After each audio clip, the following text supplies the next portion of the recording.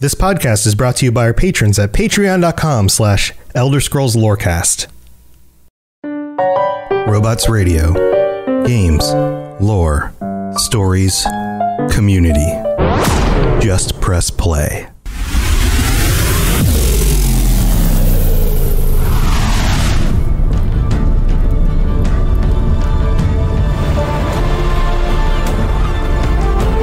Welcome to the Elder Scrolls Lorecast, the podcast where we explore the amazing universe of the Elder Scrolls.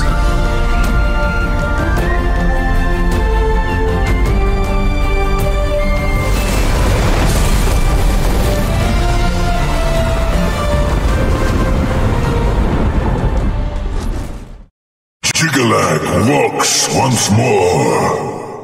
The Lord of Order shall rule this realm. That sounds ominous. Welcome back, adventurers. This is the Elder Scrolls Lorecast. This is your host, Tom, or Robots, and I'm here with my good buddy, the Lotus of the Doom.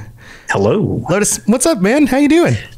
I'm doing good. It seems like you're on the mend as well, which is a bigger positive because yes. That didn't sound so great the other day when we were going to record. Yeah, it was a total bummer. Okay, so for those of you who are tuning in live or wondering, why did this episode come out a little bit later? Normally, we record these on Thursday night. It is Saturday night right now. And we were going to do the show an hour early so that I could join Lotus and Madigan and a bunch of other people on the drunk trials or whatever you guys call it. Yeah, tipsy trials with the game devs. Yeah, with the game devs. And I was like, oh man, this is going to be awesome. And then, we're all double checking in the morning, like, hey, you going to be good? You still join us? Yeah, I'm totally into this. Let's do this. And then, like, I don't know, an hour before podcast time, I'm like, my brain's attacking me. I need to bail. Yeah, which is a total bummer. And I feel bad, like, bailing on everyone, but I within like 20 minutes of you getting my message, I was like passed out. Yeah, asleep. Don't worry about it. Nobody questions it because anybody who's experienced a migraine is immediately like, yep, nope, immediately get into darkness and rest. Like, do not do this. I wasn't worst. even awake by the time that we would have been doing the show because I was just like, nope, I'm done. But anyway, you wouldn't have even made it to the early showtime, let alone trials until 1 a.m. Eastern. Oh my God. Yeah. Well, we got people. It was a fun time, obviously, and we got some people. VMall skins from the Veteran Mall of Lorecast. Nice. Myself included on PC because I didn't have that on PC. But it was funny. It was just, man, it's always a good time. It was a total disaster trying to organize a vet trial while people are drinking. Oh, I bet. It's just for anybody who's done that trial in Elder Scrolls Online, the notorious fight known as the Twins requires you to know your left from your right, which is shockingly more difficult than you would expect to get 12 people to know their left from their right while trying to play. Oh, geez. And then when they're all inebriated, people are like, is this my left? And they run across the middle. It's like, that couldn't be. That's neither. Literally neither. That's the absolutely wrong option. You didn't even get 50-50 chance on that one. Exactly. Yeah. So. Yeah, well, maybe next time. But Welcome back, everybody. This episode, we're talking about Jyggalag. And sure are. You know what? Last time when we got to Jyggalag in the Daedric Princes, on the episodes that are all now only on the Patreon, the old version of the show, I skipped over Jyggalag because I paired him in with Sheogorath because they're kind of one and the same. This time, we're giving Jyggalag his own episode. Because I've got Lotus with me. We've got some things we want to discuss about him. And we're going to try to stay away from the Sheogorath side of it too much. Because you could probably do 10 episodes about Sheogorath. So we're going to focus on Jyggalag alone. But welcome back, everybody. We're glad you guys are here. So Jyggalag, the Prince of Order. And I mean, that's basically it. Like, that's who he is. You heard his voice at the beginning. Are you the best the mad god could muster? Well, I guess we are, because we're the ones doing the show. But yeah, man, how do you feel about Jyggalag, just before we get into this? So Jyggalag is an interesting Daedric Prince because he's not really prominent compared to the others. He also tends to fall outside the realm of the norm, where there's the whole, when you have the idea of the spokes of the wheel and stuff like that, Jyggalag kind of breaks that, because I'm gonna bring up a little bit of this later on when we get into it, because the origins of Jyggalag showing up in the lore is actually kind of interesting, and it got me thinking about the spokes on the wheel, the number of Daedric princes and all of that. But yeah, it is weird. He's obviously the big thing, you know, which we're about to get into, is the fact that clearly Jyggalag was powerful enough to be concerning to the other Daedric princes, which is they all kind of infight with each other at points, but then cooperate at other points.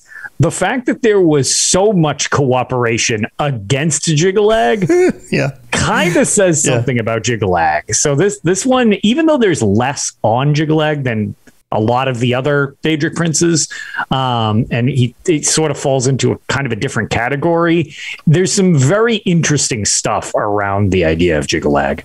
Yeah, he's kind of the anti-Daedric prince in that the Daedric princes themselves are unpredictable by their very nature, or at least unpredictable to mortals, because they are so distinct and different and other than the mortals, you know, the people dwelling on Mundus.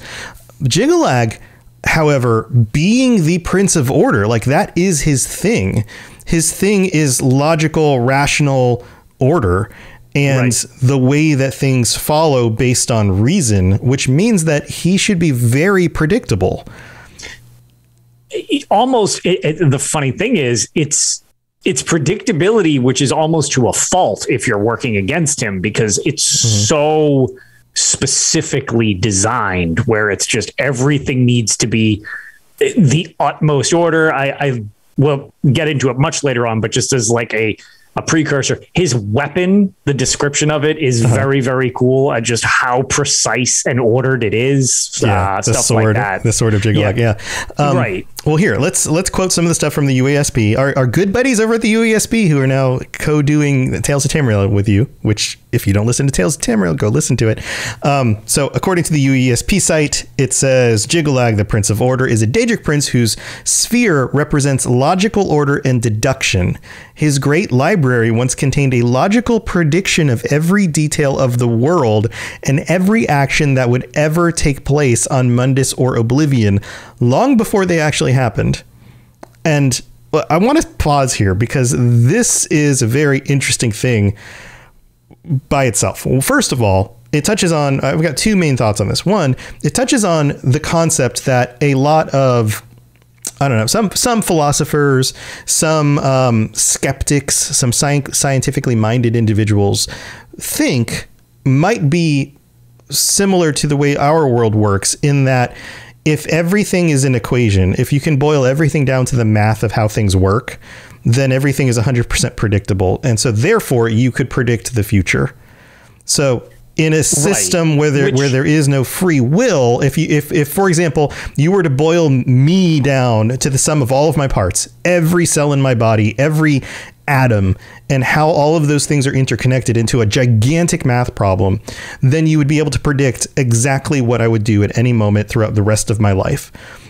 And if you were to now expand that into the rest of existence, and you had the most gigantic math problem of everything, planning out all the humans, all the animals, all the planetary bodies, matter at all, then you could essentially boil everything down to just a math problem. And that seems to be what Jyggalag is about here, is that he just is so rationally minded that everything is a machine and everything can be therefore scheduled out, which leads me to wonder if that's the truth, do the individuals actually have free will in the world of the Elder Scrolls? Right. And actually, one of the things that I wanted to bring up, which Rob the Princess mentions in chat, it's kind of funny, because it's almost like the inverse of Hermaeus Mora's kind of library, where it's just scrying literally any option. Well, he's basically going on like, well, okay, I theoretically can predict every one of these options given the information here. Like, I have all the parts. I will just piece it together and provide all of the possible, like, this is what will happen, where Hermaeus Mora is a little more like, okay, well, I'm going to look for all possible outcomes because I need to know the potential for any one of these things. It's kind of weird because they play off each other in a little bit of different ways. It's like Hermes starts with no knowledge and then seeks to find all knowledge, whereas Jyggalag starts with, and you could even reason it out this way. Let's say the world begins with a Big Bang, and we don't know for sure how the Elder Scrolls world begins, but if the world begins with a Big Bang and you had all of the data around that single moment, then you could extrapolate every other thing that happens from that moment forward. So therefore, you only need one piece of, a collection of data around one specific thing in order to then extrapolate all other things. So you need the initial data and the capacity to extrapolate all further data. Right. And it seems like he has that. Like that is his ability, is something like that. So therefore, he could actually predict all things. Now, here's my second point. If he can predict all things, then why didn't he predict all the other Daedric princes, like coming together, ganging up against him?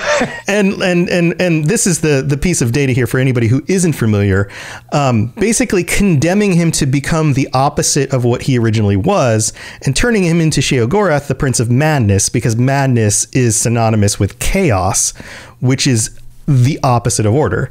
So how did he not predict that? Or if he did predict it, did he realize that it was inevitable and he just couldn't fight against it? That's interesting, because that would basically imply that he was okay with being condemned to the fate, or at least that he was. Well, maybe not even okay, but at least willing to understand participate that in it. I mean, if he can predict all futures and realizes that future is unavoidable, then he doesn't have to be okay with it. He just at some point must have realized this is unavoidable. To accept it. Yeah. He must have accepted it at some point. You'd think with the potential to calculate all these other things that he would be able to calculate some way of preventing that, unless he was to some degree passive in acceptance. Even if he wasn't okay with it, it's just like, okay, I'm just going to accept this. This is just the logical outcome of this, is for me to get messed up. Like, well, that's one of the fears, real quick to jump in. That's one of the fears that people have around this kind of philosophy, is that if that is the truth, and I believe that to be the truth, then wouldn't I stop acting as if I have free will?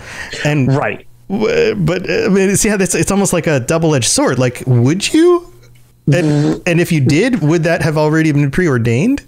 Well, right. And then, man, this is about to get just like real time loopy here. But then comes the problem of like, well, okay, but then if you passively grow to accept that, did that lead into it? Like, what if you had tried to do something different? Because then would it have changed it because you put in effort? And it's just like, but you wouldn't have been able to. Like, which one of these? True. Like, right. It was inevitable that you understood it, and then therefore your actions based on understanding it would have also been inevitable. It turns into this. You can explain your way into making yourself correct. Like, it turns into this weird conundrum. I knew you were going to do this, so that's why you did it. Oh, I knew you weren't going to do this, so that's why you did it. It's like, well, okay, you're just saying that no matter what the situation, the logical loop is like, well, that was because of the outcome of this. Had you done the opposite, it would have been different, but it was already calculated that you wouldn't have done the opposite for whatever varying reason. And then you just get into this, looping situation of which one did you do, or which one were you sort of calculated into? Well, you had to have done that. Right. And the whole situation is such a crazy thing to think about, because it does kind of, I don't know, it's based on the limitations of our own rational ability. It kind of is odd, right? Yeah, it's definitely a bizarre concept. Right. But that's Jyggalag. I mean, he basically must have at least believed that he had the ability to logically deduce things, and therefore dealt with things the way he did, which means that he was kind of the party pooper when it came to the rest of the Daedric princes, because he didn't like the chaos that they brought. He wanted things to be orderly. And so they gang up against him. They curse him to become Sheogorath, the god of madness and disorder, chaos. And except for the fact that he is now Sheogorath, he isn't always Sheogorath. There is a moment at the end of every era when Jyggalag returns, and things have to be put back straight again in order to become crazy again. It's kind of the way it goes. Right. Which, but for us, just kind of touching on it, because again, there's definitely, like we mentioned, a lot of crossover with Sheogorath. But yeah, the idea of this Grey March where he comes back into the Shivering Isles to organize things is where order takes place, but then theoretically it seems like he's destined to not succeed at it, so that Sheogorath remains. But then there's the situation with Elder Scrolls for Oblivion and the Shivering Isles, where you are the instigating factor in actually fighting back. The only thing that gets a little, again, peculiar about that almost is like, what is the point of trying for him to even come through if he already knows logically, well, he's not going to win? So, unless that's just his nature, is to therefore do what he's going to do. Or is it enough for him to cause that to keep an keep order of the loop of the Grey March? Like, is that the idea? Right. If I told you, it gets real weird. If I told you that you were incapable of making actual decisions, that you did not actually have free will, you would still jump out of the way of a car that was headed towards you to run you over.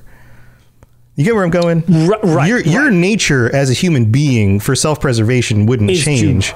Correct. Regardless of what you know to be the truth about reality. Yes. And I have a feeling that somebody like Jyggalag or any of the Daedric Princes or any of the mortals would still be true to their very nature, regardless of what they do or don't know. They're still going to act in ways that they are designed, maybe preordained, or attempting to preserve their own existence. Because So we've got that set up, right? And you talked about the Shivering Isles. The Shivering Isles expansion for Oblivion is when we first really learned anything about Jyggalag at all, because, and this is interesting, this is where we're going to go into some of the side details. Jyggalag, the name Jyggalag only shows up in the lore in a document from Daggerfall, the game Daggerfall. Yeah, way back. And in this document, it's called On Oblivion by Morian Zenas. This shows up in other games after that as well, but the original time was back in Daggerfall, which is like way, late 90s, long time ago. And in that document, it lists all of the Daedric Princes, but it puts them in an interesting order. And it also includes Sheogorath and Jyggalag among the 16 the main princes that it lists, which made me go, wait a minute, how is there only 16 then? Shouldn't there be 17? Weren't we adding one to the 16 that we're typically familiar with? And the one that was missing is Hircine. And Hircine is mentioned later on in the book as being kind of this weird extra prince that the author doesn't really know what to do with. He knows he's the huntsman of the princes, the father of man beasts, all of these things, but hasn't really figured out how he fits into this group of Daedric princes, which is so strange to me that this document was written and just inserted Jyggalag into the mix. In fact, the part where it inserts it, here, this is where it says, I'll just quote it for you. The Daedric princes whose names appear over and over in ancient records, though this is not an infallible test of their authenticity or explicit existence to be sure, are the aforementioned Sanguine, Boethia, Molag Bal, and Sheogorath, and in addition, Azura, Mephala, Clavicus Vile, Vermina, Malakath, Hormius, it's spelled Hoermius,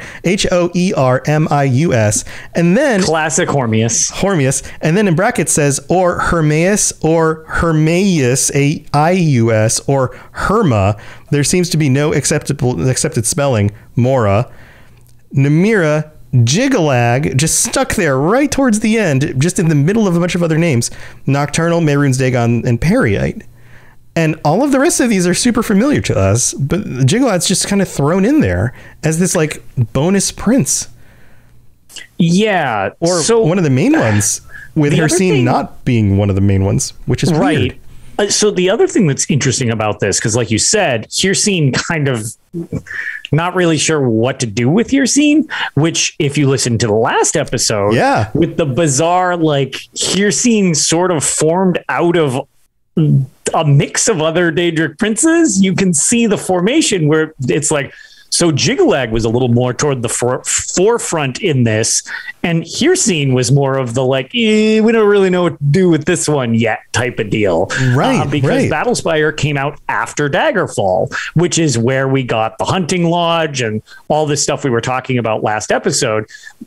That all ties in, all that stuff we were talking about last time was after this book was put into Daggerfall, Elder Scrolls 2. Mm-hmm. So the logical order of the way these things are presented, you can kind of see the formation of which ones they're focusing on. You know, it's kind of taking it out of in-game stuff and into like, okay, the canon additions to the series. Right. And Rob in chat notes, that's why there's probably all of that overlap between Dagon and Hircine. Maybe so, because there is similarities there. Now, this also raises the question, now that Jyggalag, if Jyggalag was originally considered one of the 16, then how is also Sheogorath in that number, unless Jyggalag is understood to not really be gone and to be a personality variant of Sheogorath that actually still holds that slot. Remember the whole idea of mantling? He's still there. He's just underneath Sheogorath and only comes out once an age, once an era. Right. Because that's just it. It was like, that's a situation. Normally you would think it would be Jyggalag or Sheogorath, not both existing simultaneously. Right. So that creates a weird question. But then again, maybe while Jyggalag is not fulfilling that spot, that's where Hircine kind of slides in and fulfills that slot in a way. Yeah. Is that where Hircine enters the whole Daedric Prince realm and becomes Daedric Prince? It's very interesting about the formation. Yes, it's very interesting. And there's no specific date for the writing of this other than we know. It was before the time of Daggerfall. So, but yeah, all of that is very interesting. There's a lot of other stuff in this specific document that's worth reading. So if you want to look it up, On Oblivion by Maurian Zenas, it shows up. You just search it. There's a few different sites online where you can read all these books. But other than that, that's most of who Jyggalag is. He does have the priests of order who are mortals who are working to bring him back, and they're involved with the whole Shivering Isles thing. And then what's also known about him is that he has the Knights of Order, who are kind of like his personal Daedric servants. Like they are these Daedra that are kind of mindless. They resemble crystalline armored knights, and they kind of do his bidding. They're just kind of like his soldiers. Right. Whereas you have seducers and golden saints and, the seekers. Every prince kind of have the scoff, and they all kind of have their own that can be with other princes too. But these are kind of Jyggalag's go-tos. Right. And their armor looks really cool. It almost looks like really awesome. Like diamond shapes, like a lot of these like triangular, very angular parts on the armor. Their heads are covered with these helmets. Very similar to the artifacts you get from Jyggalag when you interact with any of his artifact. I was going to say his sword. It's very angular. It's kind of, they have very similar looking swords to the one you can get as well. Right. So, all right. Well, now's a good time for a break because we're gonna take a quick break. We got to thank our patrons. There's a bunch of new patrons who signed up this week, so thank you so much to all of you guys. And then we're gonna get back with some more details because there's still more to talk about. So we'll be right back. The skies are marked with numberless sparks, each a fire, and every one a sign. You guys are insane because now I have to read 10 new patrons. Welcome. Thank you so much for signing up, everybody. Welcome to Cody M, Mike B, Riverwood Chicken. I don't think that's an official name, so I won't blank out the second one. Riverwood Chicken, Bex M, Kira C, Zach O, Riven of the Lake, Donnie N, Brandon S, and Joe P. Holy crap, guys. Welcome aboard. Thank you for signing up. Some of you guys even signed up as like tier 4, tier 5 level patrons, which means you guys get to join us in just a few weeks for the end of the month patron episode. So make sure you're plugged into Discord, because that's where all the conversation happens, and make sure you've connected your Patreon and Discord accounts. And thank you so much, everybody. You guys are amazing. And that brings us up to a total of 97 patrons. You guys are nuts. Thank you so very much. And we also have to shout out our Daedric Princes. We have 4 right now: Gami Boy, Kira C, Noodle Al Dente, and Riverwood Chicken. Thank you so much to all of you guys. You guys are awesome. So it's talk about mantling. A Riverwood Chicken has mantled to becoming a Daedric Prince. Well, it's not impossible. No, that is a life jump. It is a life jump. I am impressed. Call it that. But thank you to everybody. This is my career. I do this podcast and a number of others. I also run the network, the Robust Radio Network. So this really does help support me and, help pay for things like, I don't know, new glasses and car payments and stuff. So this is important. It's just important stuff. So I really do appreciate it. We don't have any new reviews this week, but if you would like to help us out, and it helps a ton, please take a minute. It's either on Apple Podcasts or on Spotify to leave us a 5-star rating. And if you have either of those accounts, you can do that, even if that's not the main thing you listen on. And you can also go to Apple Podcasts and leave us a review with your rating, and we'll read that on a future episode. So thank you so much to everybody. That's what we got for the middle of the show. We're not going to take any more of your time, but let's go back to talk about Jyggalag. Yes, you're entirely brilliant. Conquering madness and all that. Blah, blah, blah, blah, blah. All right, so I'm gonna hit another one of these quotes. Another of Sheogorath's foolish schemes. So good.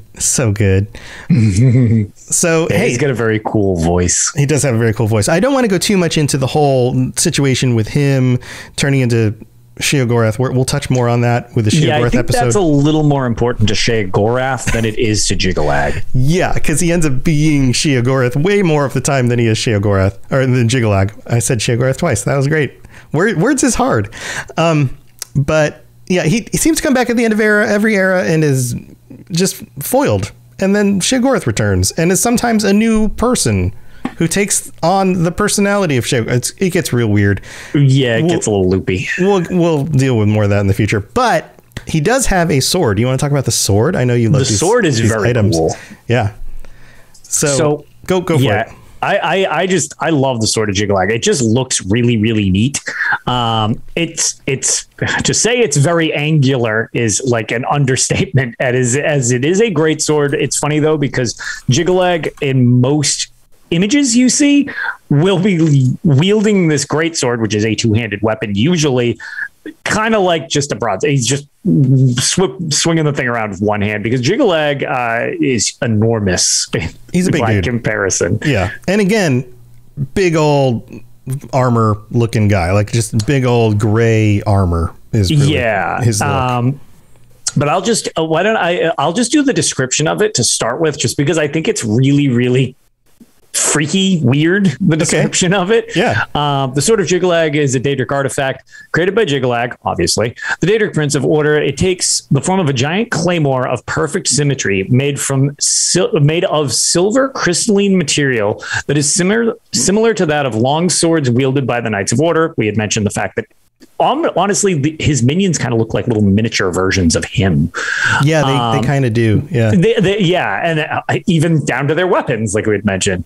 But it has been compared to the staff of Sheogorath, although it is unknown if the sword holds as much symbolic power. It is a unique. The actual in-game thing. It has a unique enchantment that allows those who gaze upon its edge to see the past, present, and future flow as one. That is just like, I don't know. I think that is such a cool description.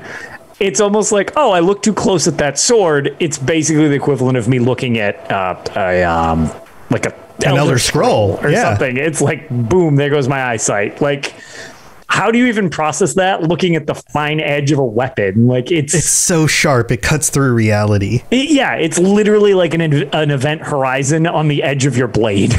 Yeah, that's freaking nuts. That's it's so cool. cool. Yeah, that is really cool. Now, it looks fairly plain when you look at it. The design has got a crossbar. It has a blade that gets wider towards the hilt. Yep. Perfectly symmetrical. And don't look at the blade because does that mean that you can stare into it like the well of Galadriel or something like that? And that's what I always picture. It's like just staring into this, like, oh my God. It's just like, oh, Mr. Fluffy. Because I was checking to see if there was a nick on my blade. Right. Mr. Fluffy, I didn't realize I only had 2 more weeks with you. You're real distressed about your pet rabbit because you see the future. Yeah, that's interesting. So in other news about Sheogorath, there's some little details here. We did mention that On Oblivion is where he's first mentioned. Sorry about the dogs in the background. Things going on still in the house.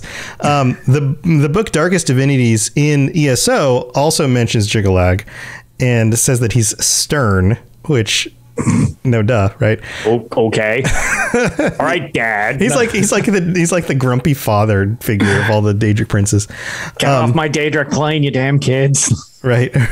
And then The Truth in Sequence, Volume 3, which shows up in Morrowind, is the only other book known to directly mention Jyggalag prior to the events of Oblivion. Yep. And there's some interesting parallels here between Jyggalag and Sotha Sil. I think Sotha Sil is probably the most similar in rationality. Yeah, of mindset. Of any godly type being in the Elder Scrolls. Yeah, very much. Yeah, I mean, he's very logical. Sotha Sil's always beyond just logical. It's like everything with his clockwork creations, city otherwise, like that. Everything is just meticulously, mathematically planned out, and that's how Sotha keeps creating all these things which mindset wise aligns very much with Jyggalag's sense of like everything has an order and you can calculate going forward with this. And that's something that very heavily influences the way Sotha Sil creates and plans things going forward. Yeah, it's when I think about the two of them, and we'll have to do a Sotha Sil. We haven't done the Tribunal. Yeah, we should do the Tribunal at some point. We should. But with Jyggalag, I have more of the sense of he maintains order and just kind of knows the future and past of things, whereas Sotha Sil, it's almost like he's seeking that knowledge, but in order to gain more control. Correct. Of the way reality works. I can agree with that. It's almost like a middle ground where we made the reference to like Hermaeus Mora compared to Jyggalag. It's almost like Sotha Sil's in this middle spot between the two of them, actually. Yeah. Like Hermaeus Mora kind of wants to know everything to whatever end we don't know. Right. Sotha Sil is more. It's more of a, if I knew more and could control more, I could do more good, or at least what he deemed to be good. There's a little bit more, I don't know, humanness. Right, and it's a constant quest for more knowledge to continue ordering things and calculating new ways to do stuff. So it's it's kind of like the intersection of the two thought processes. Right. And somebody's going to yell at me, not human as in like man and elf, but like mortal is really what I meant. Mortal, whatever. Clearly he wasn't human. So it's kind of an interesting thing here. Now, the other thing that's noted in this is that, or the other thing worth noting is that he's the only Daedric Prince who doesn't show up in Skyrim because it's not the end of an age, and we don't, or at least we don't know for sure if it's the end of an age. And I mean, maybe the events of Skyrim usher in the end of the era, but we don't know yet. We haven't really gone past Skyrim timeline yet. Yeah. So, but he doesn't show up. He doesn't show up in Skyrim. There's almost no mention of him at all, other than just the books that keep showing up in each of the games that get repeated. And then originally Jyggalag was going to be voiced by Wes Johnson. Just like almost everybody else. But you know what I didn't do is let's see, voice actor. I didn't search this. It seems interesting because I could see positives and negatives to having Wes Johnson voice Jyggalag, because since Wes Johnson does Sheogorath, it's interesting that he would voice the alternate version as well, but would it be, I mean, his range is all over the place, so he could probably come up with a very different voice. But at the same time, would it have too much of an overlay where there's like, we want more variety as opposed we to want this to sound yet like another someone thing else linking them? Yeah. So it's Jonathan Bryce. Okay. And Jonathan Bryce, I believe we mentioned before, shows up in a number of just a few things. Some games, a bunch of Elder Scrolls stuff. Did a bunch of other voices in Elder Scrolls stuff. Hircine and Blood Moon. Yeah, we've talked about him before. Yep. Male Argonians and Male Khajiits and Male Nords and Morrowind. Oh, neat. Shivering Isles, he was a few different characters, including Jyggalag, and then some other video games and just a few different shows, but not a whole lot, not a huge list of things that Jonathan Bryce was in. But that's who ended up actually being the voice. Now, anything else you want to mention about Jyggalag? Not really. Jyggalag, like we had kind of alluded to at the start of this, Jyggalag has a lot of heavy tie-ins to Sheogorath, but Jyggalag itself isn't the most prominent because there's large swaths of time where Jyggalag is just not there. Like it's Sheogorath. It's not Jyggalag. So like you've got these prominent things with the Grey March where he's there. And then I guess we should probably extrapolate more on it when we get to Sheogorath, but should we maybe just make reference to the fact that we keep kind of saying that they're related, but like the initial idea to Jyggalag was so powerful. The other Daedric princes aligned together in order to condemn Jyggalag to becoming Sheogorath. That was his punishment. Like, this is what we've been referencing to. Before the power of order. Yeah, they didn't like that message right there. Yeah. So like, the punishment to Jyggalag is Jyggalag basically becomes Sheogorath, a totally different Daedric Prince.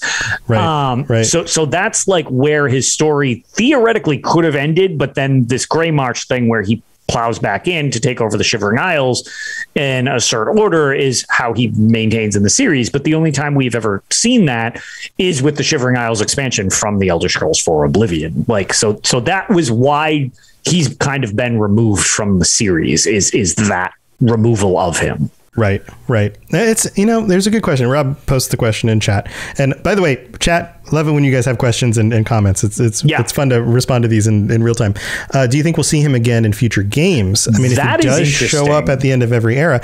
Also, he has a sense of the way the future plays out. And either he's completely wrong or he's not when he says things like this. This ends as it always does. Order shall reign. Does he know that eventually he comes back into his own? Right. And that the order of things, or maybe order reigning isn't him reigning. Maybe just the nature of the world will have order by the end of things, or always does, even if it seems like it's chaotic.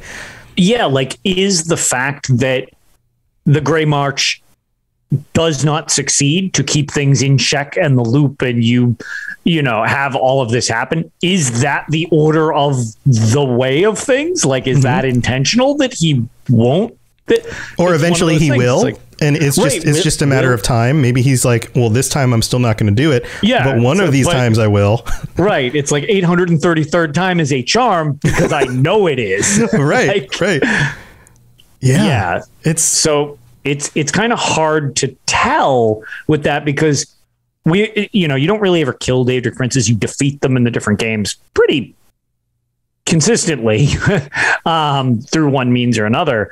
But it's like Jyggalag, it almost seems like his defeat is part of continuing what he wants to do anyways, based on the order of things. So it's hard to tell exactly, but another thing kind of referenced actually by Rob before I could even get to it is it seems like he's kind of limited to the end of an era.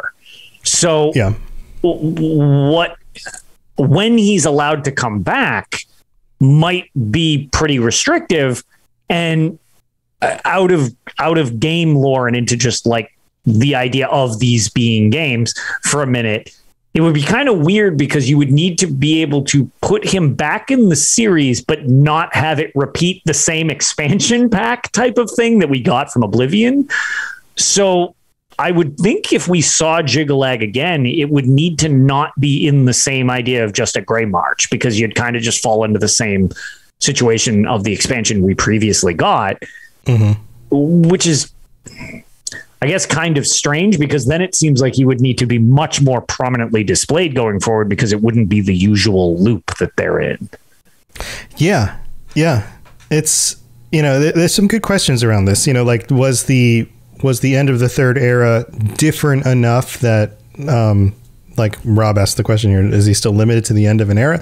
Has that broken the cycle, or is it just the way that cycle went and now we're back on track for another cycle? I don't know that we know the answer to that. I don't know the answer to that. I think that's worth asking questions about. I think it's one of those things we won't know until it's canon, right? Like, it seems like there's options for this. So, yeah, it's a good question. Like, there's a lot up in the air. I think Jyggalag plays a bigger role than we think with the future of the way things play out. But I don't know. Sheogorath, simply because he goes mad. Like, one of the explanations is that he forgets that he was Jyggalag, because it drives him to insanity to think that he was once, that in order. Right. Actually, yeah. And that's, I assume you're referencing at this point, I was going to say the Shivering Isles expansion, because there is actually 2 Shivering Isles expansions, which is interesting, from the Elder Scrolls Legends, the card game. I think it's literally just called the Shivering Isles. I don't think it's a different name. Yeah, it might be. Same. Yeah. I think it might be the same name. I don't know off the top of my head, but yeah, one of the ways that, minor spoilers, I guess, for Legends, even though it's older, I just know it's less played for the storyline stuff. So just be aware if you're planning on playing through the Legend. But one of the things is how you kind of fight back against Sheogorath is flooding him with memories of things that he doesn't, where it's like order and the previous existence of being Jyggalag. And that really messes him up. He doesn't like bad. It. Yeah. Because it's antithetical to his nature. Right. And I think that's just one of those themes that happens in Elder Scrolls, is that a being has to be true to its nature. And when it's forced into a situation where it can't be its own thing anymore, that's where problems arise.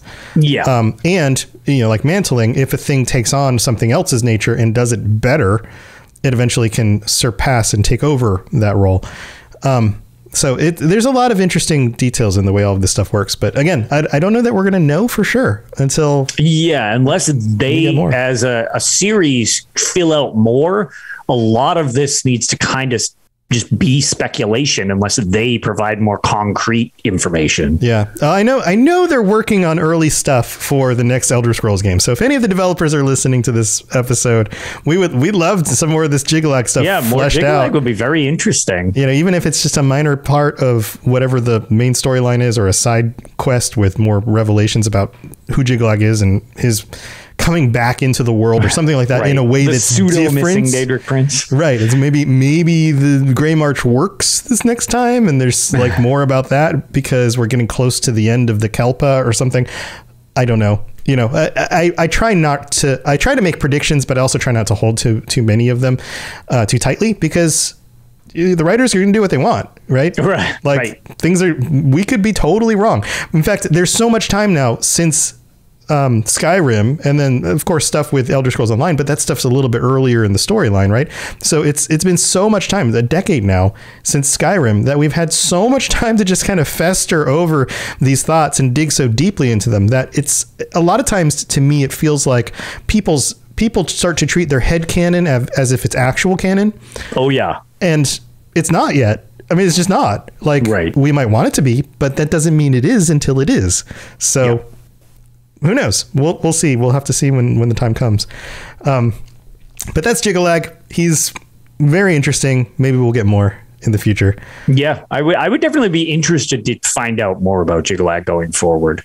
Yeah, Absolutely. Also, like, how long was he around before all the other Daedric princes like rebelled against him? Like, right. What was that? Like, that was the Merithic era, but like exactly. But it's like the Merithic era could have lasted hundreds or thousands of years. How long before we don't know. Sheogorath actually was even a thing, and it was just Jyggalag? Like, right? Yeah. Like, did the mortals even know much of a time before there was a Sheogorath? Sure. Do we know? I don't know that we do know. Also, I bet some of them regretted it later on when Sheogorath started playing tricks on them. Yeah. I was going to say, or turning their entrails into instruments. Yeah, he does all sorts of wonderful, disgusting, terrible, hilarious things. Yeah, he's very memey and also really disturbing at the same time. Yeah, man. Well, that's it for this episode. Lotus, you got anything cool going on you want to share before we head out? Not really. I was going to say we're going to be obviously have our normal episode of Tales of Tamriel tomorrow, barring any catastrophes. We've got Man Cave Gaming coming on to discuss. Well, I was going to say PTS changes, but the big thing is for anybody playing on PCNA, which is the only hardware refresh. If you play Elder Scrolls Online, they've redone the hardware. Yeah, the server hardware. Yeah. Yes, the server hardware. Yeah. And they're waiting for the parts to do the other servers. Because chips are in low supply still. Yes, and I guess a lot of the parts they need are very problematic to get. So it's currently just PCNA, but apparently, even though they said it would not have any substantial impact on performance, the long problem lingering with Cyrodiil has basically been massively improved, and everybody's losing their minds because they're like, it works. I don't understand. It's been 6 years since it's worked, and it works now. Yeah. Well, it just goes to show sometimes it's hard to tell the difference between what the hardware is going to affect and what the software is going to affect.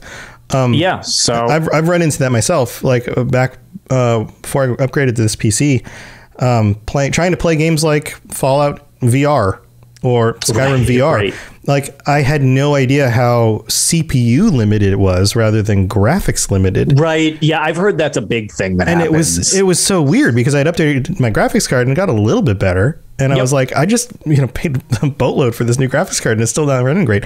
But then I upgraded the rest of my system and everything runs great. And it's like, it was funny. It was the CPU that was holding it back. Oh, that's crazy. But yeah, I guess there's a lot of physics stuff going on in those games. Right. Or whatever. So, I mean, whatever, that's been a huge positive, especially in a portion of the community that has really soured quite a bit for those of you involved with the Elder Scrolls Online. So it's going to be a little more number crunchy and stuff like that for this episode of Tales, discussing all those changes, and new expansion's getting close. Yeah, it's getting close. It kind of tempts me to go try Cyrodiil out again. Not because I had issues with it before. When it works, it is crazy fun. It's just not something I've ever put a lot of time into. Yep. And maybe it's time to come up with a PvP gear set and go try to stomp some folks and get my butt kicked a lot. We'll see. But all right, guys, that's it for your stuff. I've got my stuff, where all my different shows are, all the different Lorecasts, everything from this show to The Lord of the Rings to Fallout over on robotsradio.net, a bunch of other shows over there as well. So if you're looking for more podcasts about video games and other stuff, then definitely go check it out. A lot of awesome creators, a lot of awesome stuff. So that's what we got for this week. We'll be back. We should be back at our normal time next week. So stay tuned for that. And thanks for tuning in. Thanks for being here live chat. And until next time, I guess don't be the party pooper, or you're gonna have to deal with a bunch of Daedric princes teaming up against you and poop at your parties. Enough! I am beaten. The Grey March is ended. Oh, I guess that's it. All right, guys, we'll see you next time. Later, everybody. Bye. Thanks for joining us. We'd love to hear from you. You can reach me on Twitter at robots_radio or Lotus of Doom at Lotus of Doom. Also, you can join us on the Robots Radio Discord channel. You can easily just search Robots Radio Discord on Google or check the description underneath the podcast. Also, this podcast is recorded live every week on Thursday nights 9 p.m. Eastern, 6 p.m. Pacific on the Robots Radio channels on Twitch, YouTube, and on Facebook. So just search Robots Radio on any of those platforms. Come join us. We'd love to chat with you while we record the show, or before or after. Either way, just come hang out with us. And if you're looking for more information about my shows and the shows on the Robots Radio Network, go to robotsradio.net for all the information about all the shows on the network, including the Robots Radio Rocket Club, where I help both new and existing podcasters to grow their shows, build their audiences, and create the best podcast they possibly can. All of that at robotsradio.net. We'll see you next time.